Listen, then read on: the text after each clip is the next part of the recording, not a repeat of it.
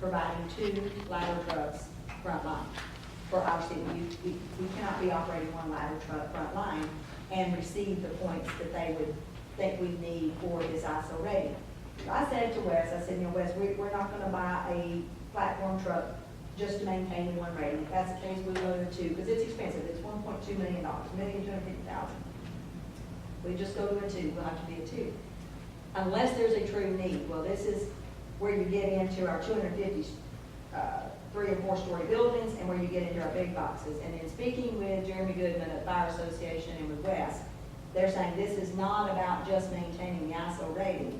This is about our ability to actually fight a fire and have the equipment that we need, and they feel strongly that we need the bucket truck.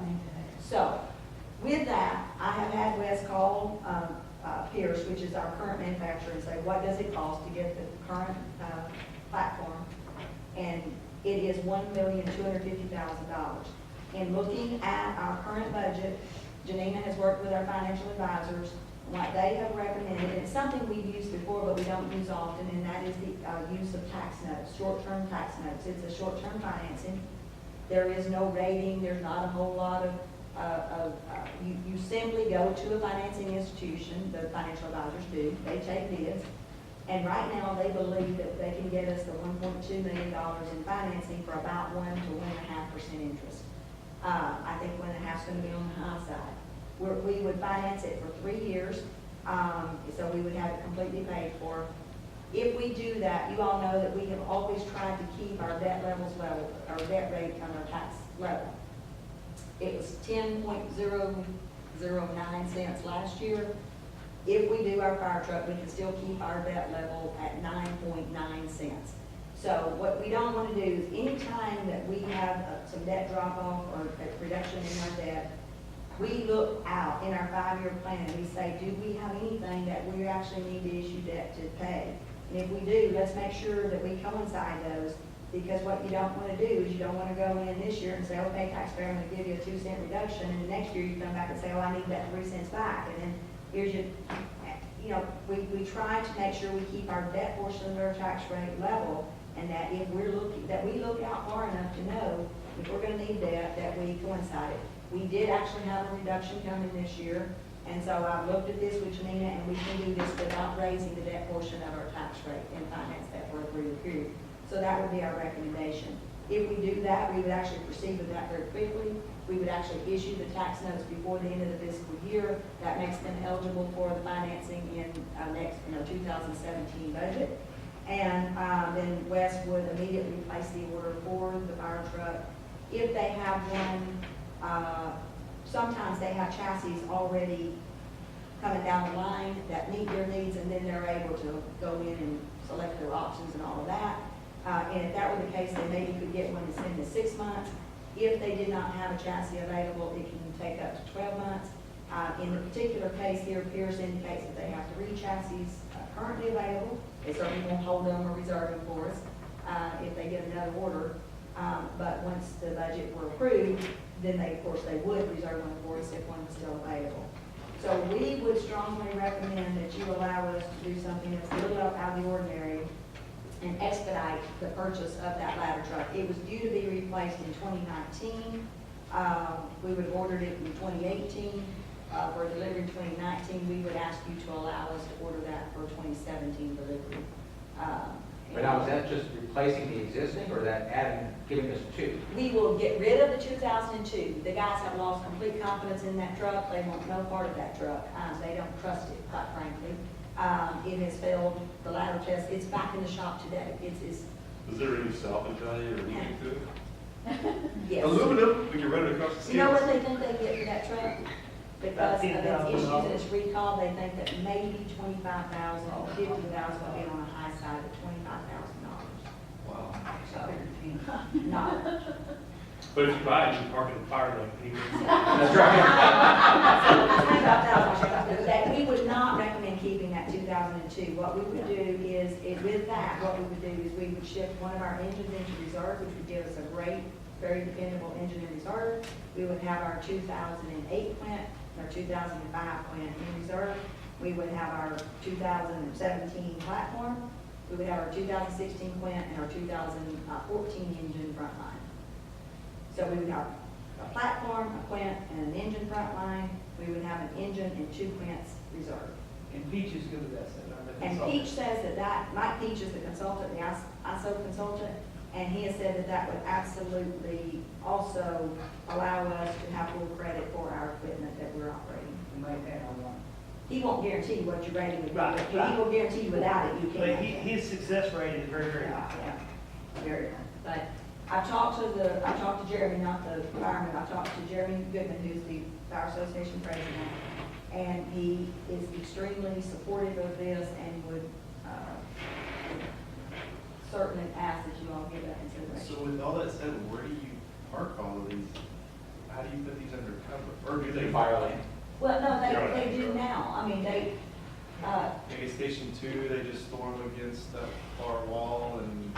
I would have to get Wes to tell you exactly which station they're gonna put which truck in. But now, the Well, no, reserves, for reserves, the yeah. reserves they maintain at Caldwell, I believe, and then they go get them. You're on that account, you can sell. He maintains You can use that 84 Mac. Yeah, the 84. Miss Elliott, are you leaving us for the night? Well, I don't know for the night, but Thank you. this has been wonderful, So, because there's a lot of history involved in this. Ma'am. Yeah. Drive carefully, Iris. Well, what's on that agenda, is there anybody out here ready to get me when I walk out? I don't think so. I think it's just I think us. it's safe. yes, sir. Yes. A platform is, that's what they spend. So, Well, that is the property. And the engine's the twin. See, a Quint can be an engine, but an engine can't be a Quint. Right. Right. Because the Quint does 4 functions. Right. Five. Excuse me, that's a Quint. Yeah, that's a quattro you were thinking. So I would think so. I truly, I've spent a lot of time talking to them about this to try to be sure that this is absolutely something that they, it costs about $950,000 to get just a straight Quint instead of the platform, so there is a considerable price difference there, $300,000. To say, okay, what if we just get another Quint? But I will tell you that the firemen are absolutely adamant that, if you think about it, Conti is about to build their new apartment complex as well.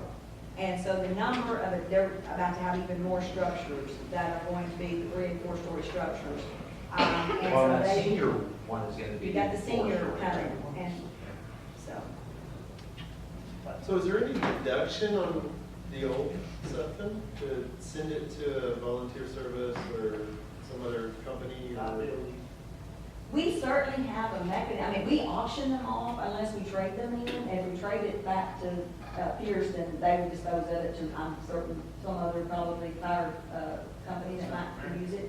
But this particular one, what they told me is because of the recall, that is gonna be really Nobody wants it. tarnished because of the recall of the ladder. There was a fireman who was actually injured, not in our city, but because of the recall, the fireman was actually injured on a Sutton ladder truck. And that was the purpose of the recall. And then after they got it back, I can't tell you all the things that it did, but it continually failed the ladder test. And we finally got it to pass, but it was kind of one of those deals that at some point the guys had just determined that they were not. How could the old one be such a dud? I mean, how do we make sure that from the 250 the new one's not? We Well, changed keep in mind, too, that is, the old one is a 2002. So, I mean, we're not talking like it's brand new either. And something was kind of, I'd say at one point, they were kind of considered top of the line, or at least a very nice truck. But they used to also have a very good service department. And in the last few years, their service level had dropped off drastically. And so I would tell you, there was a number of years, I would say probably from the late 90s up until, I guess at least the mid 2005 or so, that, I would tell you, our department thought Sutton was fantastic. But the service levels Well, Oh, they kind of dropped closed. off. And Loretta, didn't Didn't they? they have close the private local station? service, and now they have to go to They have Kansas to or go to something? Michigan or There's something. not, every time the fire truck has to get repaired, they take it to, Decatur. they take it away, it's not local. Either way, you can't drive that car. And Pierce has local service here, I think that's a lot of it, is just having local service, and so, every time that one has to go away, plus the platform does so many more things. I think what the farmer really talking about, I mean, I know a lot of people know that, but it's more for rescue potential. It's really not for the elevated master streams, which obviously can do that, but it's rescue potential. I mean, and with those apartment complexes, that's your biggest concern.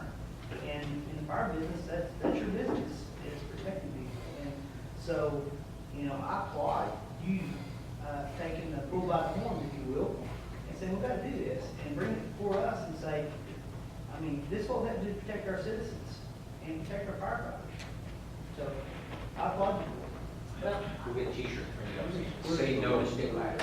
Currently, we have a pay number to get 17, 18, and 19. yes. Where is the one for payment here in the budget? It will be in our general obligation debt service, and if you look on page, there'll be a couple of places that you can see it appear, but it will be in our fund balance summary on page, it will be part of, on page 14, it will be part of the $4,684,798 that we are budgeting for 2017, which is our general obligation debt. And then it will also be reflected, yeah. Oh, Jackie shaking her head. No, it's six. You see it on Yeah, there's a, it's on the, yeah. And on page 6-1, we show you all of our outstanding debt, and we show you the proposed debt, and then the summaries behind it show you all of the existing debt that we have, and this would obviously be the new debt service that would be combined with our existing debt to equal that number on page 14. And that would all make up the tax rate of 9.9 cents on the debt side that we need to pay that debt, and that is reflected. Janina, what page is that? Or the tax Are you rate? looking at the scenario? No, I'm thinking about the, Talking about 19? oh, I'll find it.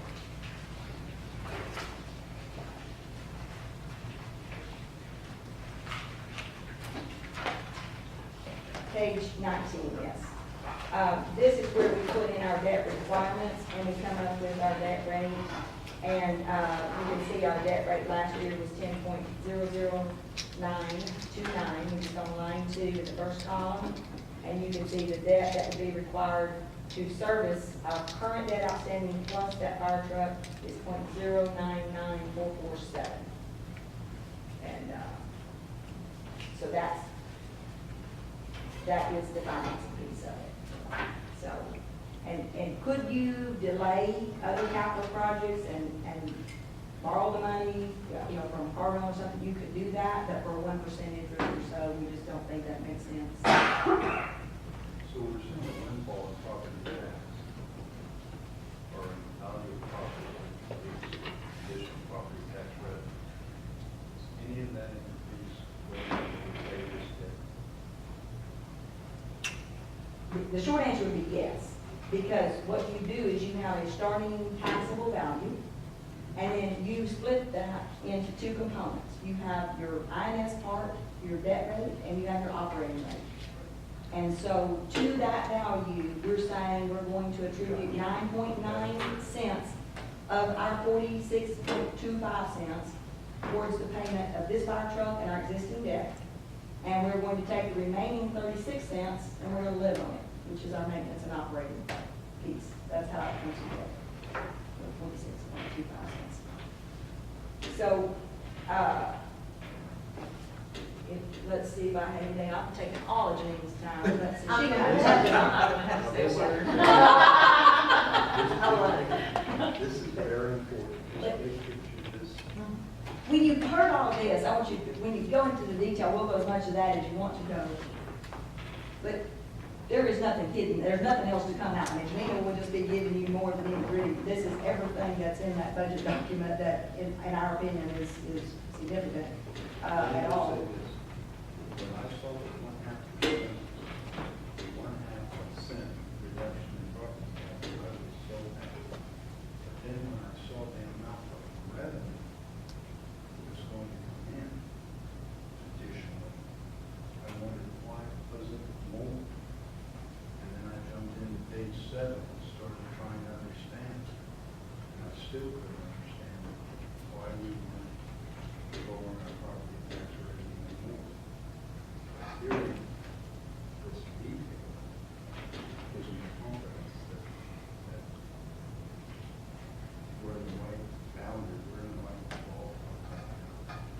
would tell you that what we are doing is trying to, if you call it an opportunity, absolutely, we're trying to give back a slight tax rate reduction, which I think will keep us still substantially below any of our neighbors. We are trying to fulfill the objectives that we have promised for a number of years that we would do. It's very easy to fulfill the objective of when times are bad and you say, we'll hold the tax rate, and we'll cut employees, and we'll cut the budget, and we'll cut the maintenance, and we won't depreciate, and we won't do the streets. But the other side of that objective is that at some point, we will not raise it up to where we have to raise your tax rate, but when the value does improve, we will go back and try to restore some positions that are critical. And we're talking police and fire and public works is what we're putting in there, really, if you boil it down. When you consider all the new housing and retail and all that has gone in, we've got to get police, our infrastructure has to get staffed back up. And then you have to get that street maintenance into the baseline. There's going to come a time. Dead end, that's the dead end. Yeah. That's the part I didn't Yeah. understand first. There's going to come a time when we are nearly built out. We don't have many years left until our growth is done, and we will not have the availability for new growth unless it's through redevelopment. So there aren't many opportunities left, and when that occurs and there is no excess revenue, and someone is sitting here saying, well, how are we going to do the $900,000 worth of street maintenance? How are we going to buy the police cars? How are we going to buy the dump trucks? And someone is saying, we don't have any option except to issue debt. And then you have to start raising your tax rate to pay for that debt. And we're simply saying that this is the level it takes us to get us to sustain us. I would like to think that someday when I'm gone, the next person will look back and say, our depreciation fund is funded properly. Our street maintenance is funded properly. Our staffing levels are appropriate.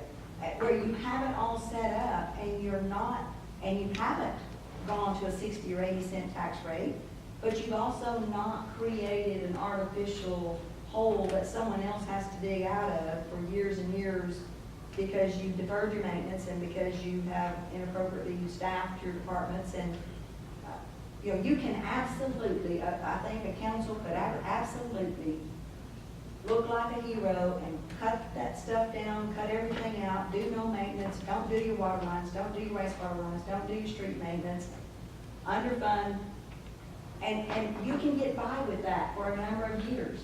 At some points, the lines start breaking, the potholes start caving in, people start demanding that that stuff be done. At that point, you're so far in a hole that someone has got to figure out a plan to get out of it.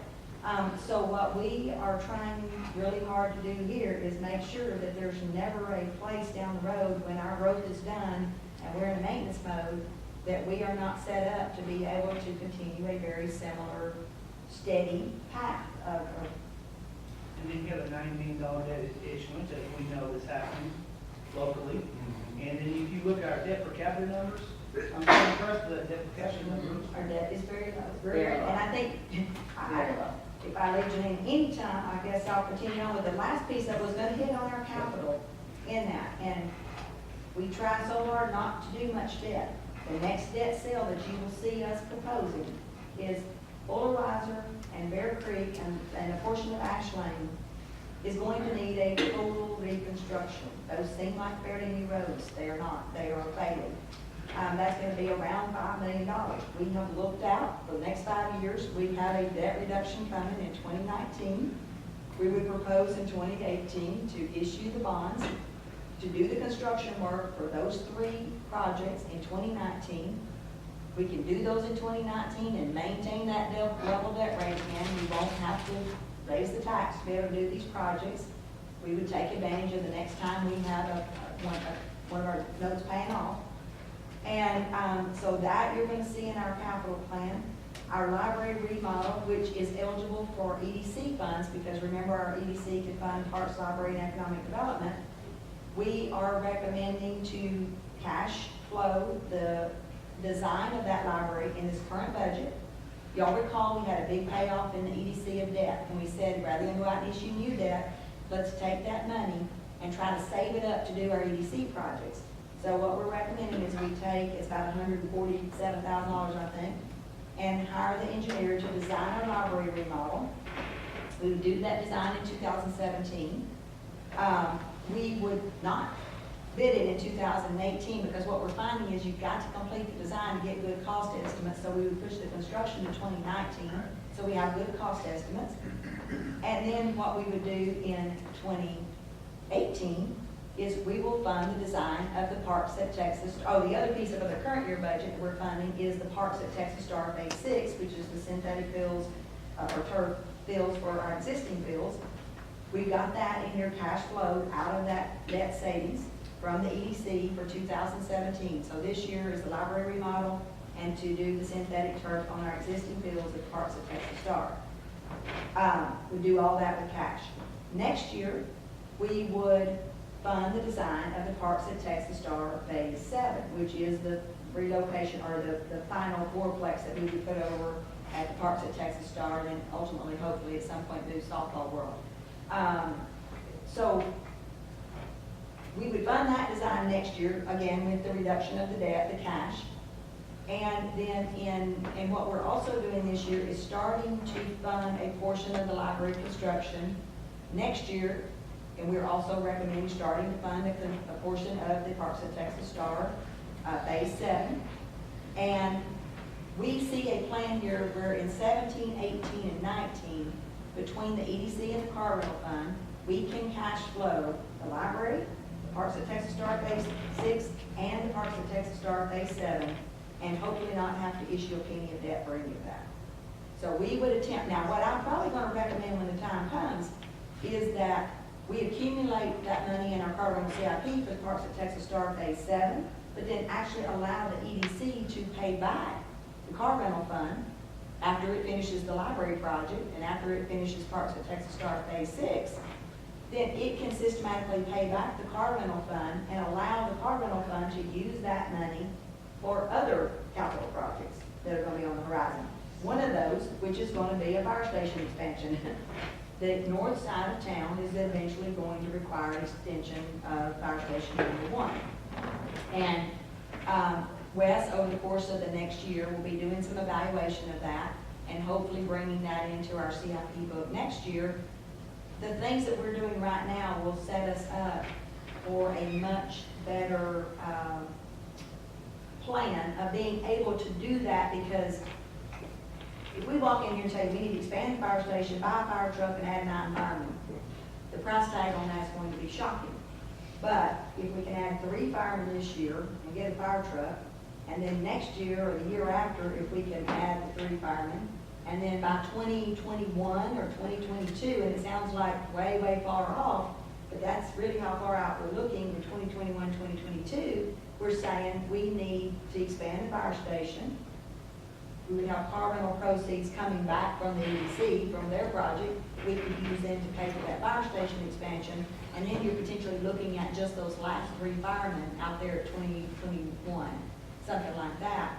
Then you would have a true double company fire station on the north side of town that could meet our needs on the north side of town without having to build a separate standalone fire station. So that's one of the things that Wes is looking at. But we had at one point, you had seen in this budget that to do all of the library parks and all that, we were at one point talking about some very large debt issues, and I just was not real comfortable about that. And so I believe that Jackie has been working with Janina to put together a really good plan to try and save that money each year, and you'll see that we budgeted in here a transfer this year to CIP for $950,000 for the library construction. And we've set aside $2 million out of the car rental for Parks at Texas Star.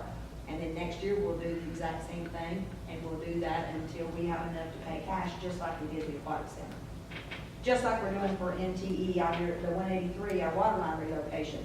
We know we have to pay them off in 2019, and so every year, we're basically putting money in our savings account, and in 2019, when the bill comes due, we'll write a check and pay cash, and we won't have to issue any debt for the relocation of the water and sewer lines at 183.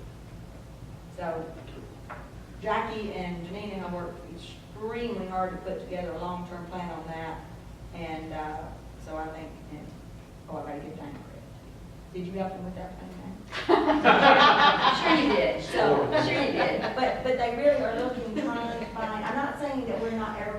issue debt, there are times that we will issue debt, but I do think that there's a plan here where we don't have to for those projects. Well, going through this book, Loretta, excuse me, it's very clean this year. I mean, I was impressed at how clean it is. One thing I don't think we really talked much about, in the 4 to 5 year window, we're gonna have to do something with PD. I mean, 'cause that building will start aging, so, I mean, we need to put that somewhere in that 5, 6 year. We're window already too. doing some of that. They're getting their carpet replaced. They've been on systematic replacement. They've already been on systematic replacement for painting. There's probably going to be an expansion at some point that will have to occur. There is some jail space, but because of where it is, that I don't know that we'll ever need for jail, but it's very awkward to incorporate. And so I do think long-term, they're going to have to look at, how do they accommodate some additional space there? Right. They probably will have to get in line behind the fire department at this point, so unless they can come up with a smaller, but I mean, that's what we're trying to do with these long-range outlooks, is get them all in line and try to find I that. don't know where you would expand the police station, because most of the time the parking lot's pretty darn full. Well, there's that treed area out in front between the two driveways. Yeah, I don't know how you would, I guess you'd make it a parking lot. You couldn't I don't- expand your building there. I don't even think they've started any real discussions of that. I mean, I think right now, it's, they've reconfigured cubicles and space, and, you could double up people in some offices and things like that for now, but, Is there any thought of building a north side substation? they're not, right now, you'll notice some police cars over at the purchasing building, Yeah. because we created a little mini substation Right, because of because of- freeway construction. They're not real fond of being spread out too much. Right. They think they lose a lot of synergy by having their groups come together every day and be in the same place. And so I'm not sure that they really like that idea as much as they do. It would probably be something more where you might take a division that you could move. There is an area that could be expanded. I don't know exactly how they would do it, but over by the jail area, some of that shell space. But you could potentially maybe move dispatch somewhere to a different area. You could maybe move code enforcement to a different area. There are areas where, you could maybe move some meeting space. You might move some things and recapture some space within the same building that doesn't necessarily require trying to punch out a lot of walls, but that's something I'll have to work with our architect and engineer on, so. Loretta, is there room at Station 1 to expand? Yes, you recall that you all allowed Yeah, us we to buy that we just lot. bought that extra land. And so that lot is going to allow them the space to expand, and now Wes will be working with, just on a very, very preliminary basis for very little cost, with someone just to make sure that, that they could expand the building, and I think they feel very confident that they can. What is second level so they can use the pole? And then No injuries, the last thing, injuries. the last thing that I will mention is the water wells. This is one area that we will most likely be issuing debt in the somewhere in the near future, I mean 5 years, not tomorrow. Our wells are reaching the end of their life. We've done some preliminary feasibility studies on that. Chris is gonna have a more thorough report for you on that on Saturday. What it's gonna probably tell us is that it makes sense to stay in the well business. So what we would then need to start doing is looking at our sites to see where we can accommodate wells. We would have to begin to get estimates for the cost to drill wells, and right now, those are not cheap. Our rough guess is like $2 million a piece. And then we would have to work out a financing plan for you for the wells. Let me be very clear though, to do nothing does not save you money, because you are either going to get that 1 million gallons per day per well from a well, or you're going to purchase it from TRA. When you see Janina's slides in a minute, the cost from TRA is $3.28 per 1,000 gallons. Chris will likely show you on Saturday that it can be produced for far less than that. So even with the cost of the new well. So that is something that's obviously in the water and sewer fund. I think that's something that over the course of the next year or so, we're going to have to really start to nail that down.